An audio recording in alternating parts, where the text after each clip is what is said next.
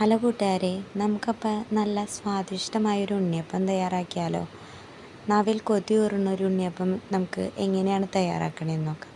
വളരെ ഈസി ആയിട്ട് നമുക്കിത് തയ്യാറാക്കിയെടുക്കാം. ആദ്യം തന്നെ 6 ശർക്കര ഞങ്ങളിവിടെ എടുത്തിട്ടുണ്ട്. അത് നല്ല രീതിയിൽ ഇത്തിരി വെള്ളം ഒഴിച്ച് ഉരുക്കിയെടുക്കാം.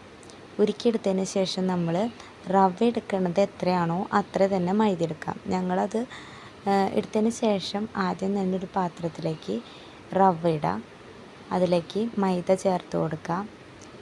ഇതിൻ്റെ രണ്ടിൻ്റെ ഒപ്പം കുറച്ച് ഉപ്പ് ചേർത്ത് കൊടുക്കാം. ആവശ്യത്തിന് ഉപ്പ് ചേർത്തതിന് ശേഷം ഇത് 3 ചേരുവകളും നല്ല രീതിയിൽ ഇളക്കി യോജിപ്പിക്കാം.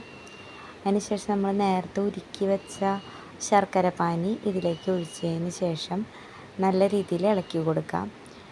വെള്ളം നമുക്ക് പോരായ്ക വരും. അപ്പം നമ്മൾ പഞ്ചസാര ഇട്ട വെള്ളം തിളപ്പിച്ച് ചെറു ചൂടോടുകൂടി അതൊഴിച്ച് ഇങ്ങനത്തെ ഒരു പരിവാക്കി എടുക്കാം. അതിനുശേഷം ഒരു 10 മണിക്കൂർ നമ്മൾ മാറ്റി വയ്ക്കുക.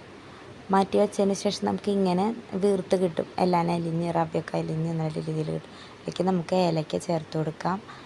അത് കഴിഞ്ഞ് നമുക്ക് അതിലേക്ക് തേങ്ങാക്കൊത്ത് വറുത്തത് ചേർത്ത് കൊടുക്കാം. വറുത്ത തേങ്ങാക്കൊത്ത് ഇങ്ങനെ കട്ട പിടിച്ചിരിക്കാതിരിക്കാൻ ഇത് നല്ല രീതിയിൽ ഇളക്കി കൊടുക്കാം.